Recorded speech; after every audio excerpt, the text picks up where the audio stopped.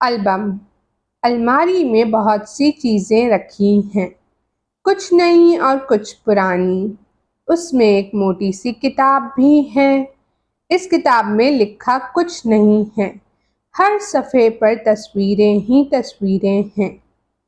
पहले सफ़े पर लगी तस्वीर बहुत ही पुरानी है।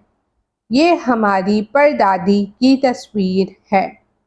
दादा अब्बा बताते हैं, हमारी परदादी हमेशा गरारा पहना करती थीं। ये नाना और नानी की तस्वीर है। नाना के सर पर फूल सजे हैं। ये फूलों का सहरा है। इस तस्वीर में अब्बू स्कूल की यूनिफॉर्म पहने खड़े हैं। लग रहा है जैसे मैं खड़ा हूँ। ये तस्वीर अम्मी अब्बू ने स्टूडियो